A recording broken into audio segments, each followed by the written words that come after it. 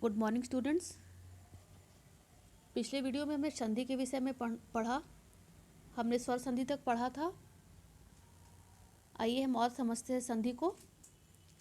तो आपने पढ़ा था कि दो शब्दों के मिलने पर पहले शब्द के अंतिम वर्ण और दूसरे शब्द के पहले वर्ण के मेल से जो विकार या परिवर्तन उत्पन्न होता है उसे हम संधि कहते हैं। यानी पहले शब्द का अंतिम वर्ण तथा दूसरे शब्द का पहला वर्ण, इनके मिलने से जो परिवर्तन आए उसे हम संधि कहते हैं। जैसे पुस्तक जोड़ आलय। पुस्तक क में क के साथ अंतिम वर्ण है अ, तथा दूसरा जो शब्द है आलय, उसका पहला वर्ण है आ। तो अ और आ मिलकर बना आ तथा शब्द बना पुस्तकालय। भानु जोड़ उदय। छोटा ऊ और छोटा ऊ मिलकर बना बड़ा ऊ, शब्द बना भानुदय। तो इस प्रकार हम कह सकते हैं कि वर्णों के परस्पर मेल से जो विकार या परिवर्तन उत्पन्न होता है उसे हम संधि कहते हैं। संधि के तीन भेद हैं: स्वर संधि, व्यंजन संधि और विसर्ग संधि। दो स्वरों के मेल से उनमें जो विकार आता है उसे हम स्वर संधि कहते हैं। जैसे हिम जोड़ आलय, अ और आ जुड़ने से बना आ हिमालय। स्वर संधि के 5 उपभेद किए जाते हैं: दीर्घ संधि, गुण संधि, वृद्धि संधि, यण संधि और अयादि संधि। तो हमने पढ़ा था दीर्घ संधि के विषय में कि जब हर्ष या दीर्घ स्वर अ ई उ के बाद हर्ष या दीर्घ स्वर अ ई उ आए तो दोनों मिलकर दीर्घ बनते हैं, आ, बड़ी ई और बड़ा ऊ, इसलिए इसे हम दीर्घ संधि कहते हैं। जैसे अ के साथ हम अ या आ जोड़ते हैं तो आ होगा। आ के साथ अगर अ और आ जुड़े तो आ ही होगा। छोटी ई के साथ छोटी ई या बड़ी ई जुड़े तो बड़ी ई ही होगा। बड़ी ई के साथ छोटी ई या बड़ी ई जोड़े तो बड़ी ई ही होगा। छोटा ऊ के साथ छोटा ऊ या बड़ा ऊ, इनके मेल से बड़ा ऊ ही होगा। या बड़ा ऊ के साथ छोटा ऊ या बड़ा ऊ जोड़े तो बड़ा ऊ ही होगा, इसलिए हम इसे दीर्घ संधि कहते हैं। जैसे उदाहरण देखेंगे, सत्य जोड़ अर्थ सत्यार्थ, विद्या जोड़ अर्थी विद्यार्थी, कवि जोड़ इंद्र कवींद्र।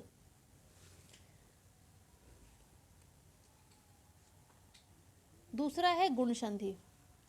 अ या आ के बाद यदि छोटी ई या बड़ी ई आए तो ए, छोटा ऊ बड़ा ऊ आए तो ओ तथा री आए तो अर हो जाता है। याद रखेंगे, अ और आ के बाद यदि छोटी ई या बड़ी ई आए तो ए होगा।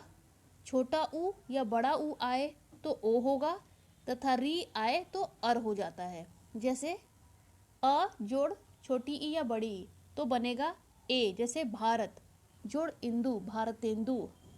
कमल जोड़ ईश कमलेश, यानी ए होता है। आ जोड़ बड़ी ई छोटी ई, ये भी ए ही होगा। महा जोड़ इंद्र महेंद्र, राजा जोड़ इंद्र राजेंद्र। ये गुण संधि के उदाहरण है।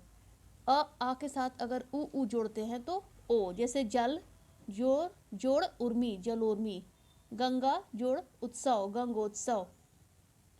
अ और आ के साथ अगर री आए तो अर, जैसे सप्त जोड़ ऋषि सप्तर्षि, वर्षा जोड़ ऋतु वर्षतु। तो इस प्रकार गुण संधि में अ आ के बाद यदि ई आए तो ए होगा, उ और उ आए तो ओ होगा, री आए तो अर होगा। यानी गुण संधि में अ और आ के साथ ये जुड़ते हैं। तीसरा है वृद्धि संधि। इसमें अगर अ और आ के बाद ए आए तो ऐ होगा, ओ औ आए तो औ हो जाता है। जैसे अ और आ के साथ अगर ए लगाते हैं तो ऐ होता है। लोक जोड़ एशना लोकेशना, सदा जोड़ एव सदैव। अ और आ के साथ अगर ओ लगाए तो औ होगा। दंत जोड़ ओष्ठ दंतोष्ठ, महा जोड़ ओजस्वी महोजस्वी। तो वृद्धि संधि में आप याद करेंगे कि जब आ के बाद यदि ए और ए आए तो ए होगा, ओ और औ आए तो औ हो जाता है। आगे देखते हैं यण संधि। यदि हर्ष या दीर्घ ई, उ या री के बाद कोई असमान वर्ण आए, यानी इनके अलावे कोई दूसरा वर्ण आए, तो ई का य, उ का व तथा री का र हो जाता है।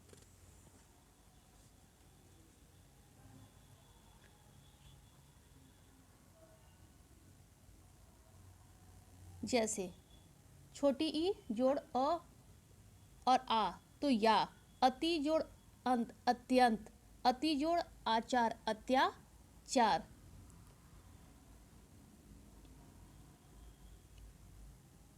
छोटी ई जोड़ छोटा ऊ या बड़ा ऊ, ये बनेगा यू। अभी जोड़ उदय अभ्युदय, नी जोड़ ऊ न्यून, ई जोड़ ए आए तो ये होगा प्रति जोड़ एक प्रत्येक,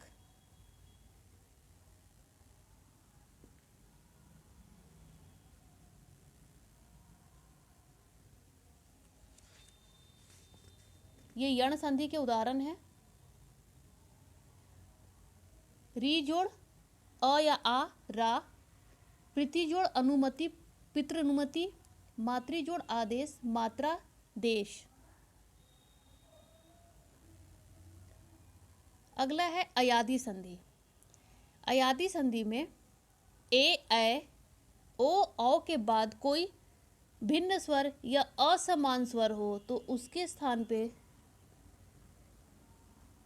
ए का ऐ का आय, ओ का अव तथा औ का आव हो जाता है। इसको ध्यान रखेंगे कि ए ऐ ओ और औ के बाद कोई असमान यानी कोई दूसरा कोई भिन्न स्वर आ जाए तो ए का ए ऐ में बदल जाएगा, ऐ आय में, ओ औ में तथा औ का आव हो जाता है। जैसे ए जोड़ अ, शे जोड़ अन शयन, ऐ जोड़ आय, गै जोड़ अन गायन, ऐ जोड़ ई आई, नै जोड़ इका नायिका। इस प्रकार से ये शब्द बन रहे हैं। ओ जोड़ ई अवि, प जोड़ इत्र पवित्र। ध्यान रखेंगे। संधि का दूसरा भेद है व्यंजन संधि। तो जिस प्रकार आपने स्वर संधि में पढ़ा कि जब दो स्वर आपस से मिलकर नया रूप धारण करते हैं उसे हम स्वर संधि कहते हैं।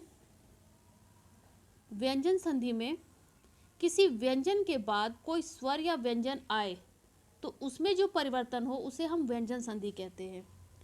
यानी किसी भी व्यंजन के बाद कोई स्वर या कोई व्यंजन आने पर जो भी परिवर्तन आए उसे हम व्यंजन संधि कहते हैं। जैसे इसके नियम समझेंगे। व्यंजनों के पांचों वर्गों क वर्ग, च वर्ग, ट वर्ग, त वर्ग और प वर्ग के पहले व्यंजन क, च, ट, त और प के बाद कोई स्वर अथवा किसी वर्ग का तीसरा या चौथा वर्ण या अंतस्था व्यंजन जो कहते हैं यर लव को वे आए तो पहला व्यंजन अपने वर्ग के तीसरे व्यंजन यानी ग, ज, ड, द और ब में बदल जाता है। आप इन नियमों को याद करेंगे। इसके उदाहरण देखिए। क जोड़ अ ग यानी ये तीसरा वर्ण हो गया ग। दिक जोड़ अंबर दिगंबर। क जोड़ ई गी, वाक जोड़ ईश वागीश। क जोड़ जग, वाक जोड़ जाल वागजाल। ट जोड़ आ डा, षट जोड़ आनंद षडानंद। त जोड़ आ दा, जगत जोड़ आनंद जगदानंद। व्यंजन संधि का दूसरा नियम है त के बाद अगर च छ, ज झ, ट ठ, ड ढ, ल आने पे त क्रमशः च, ज, ट, ड और ल में बदल जाता है। उदाहरण देखिए। त जोड़ च, उत जोड़ चारण उच्चारण। त जोड़ छ, जगत जोड़ छाया, जगत छाया। इस प्रकार इसमें इनमें बदलाव हो रहे हैं। त जोड़ ल, उत जोड़ लास, उल्लास। व्यंजन संधि का नियम आगे देखिए। त के बाद श आने पर त च में और श छ में बदल जाता है। इसी प्रकार त के बाद ह आने पर त द में और ह ध में बदल जाता है। जैसे त जोड़ श, उत जोड़ शिष्ट, उच्छिष्ट। त जोड़ ह, उत जोड़ हार, उद्धार। वर्ग के पहले वर्ण के बाद यदि म या न हो तो पहला वर्ण उसी वर्ग के पांचवें वर्ण में बदल जाता है, अर्थात क, ट, त का परिवर्तन क्रमशः अंग, मूर्धन्य न और दंत न में हो जाता है। जैसे क जोड़ म, अंगा वाक्मय, वांग्मय। त जोड़ म न, सत जोड़ मार्ग, सन्मार्ग। म के संबंध के नियम। म के बाद यदि क, च, ट, त, प वर्णों का कोई वर्ण आए तो म के स्थान पर उसी वर्ग का पांचवा वर्ण या अनुस्वार हो जाता है। जैसे सम जोड़ कल्प, संकल्प। सम जोड़ घात, संघात। सम जोड़ चय, संचय। सम जोड़ जय, संजय। सम जोड़ दे, संदेह। म के बाद यदि य, र, ल, व, तालव्य श, दंत स, ह में से कोई वर्ण आए तो म का अनुस्वार हो जाता है। जैसे समजोड़ योग, संयोग। समजोड़ रक्षा, संरक्षा। समजोड़ सार, संसार। इसी प्रकार यदि किसी स्वर के बाद छ वर्ण हो तो छ का छ हो जाता है। जैसे आ जोड़ छ, आ जोड़ छादन, आच्छादन। ई जोड़ छ, वी जोड़ छेद, विच्छेद। यदि स से पूर्व अ, आ के अतिरिक्त कोई भी स्वर हो तो स का दंत स का मूर्धन्य श हो जाता है। जैसे ई जोड़ श, मूर्धन्य श, वी जोड़ सम, विषम।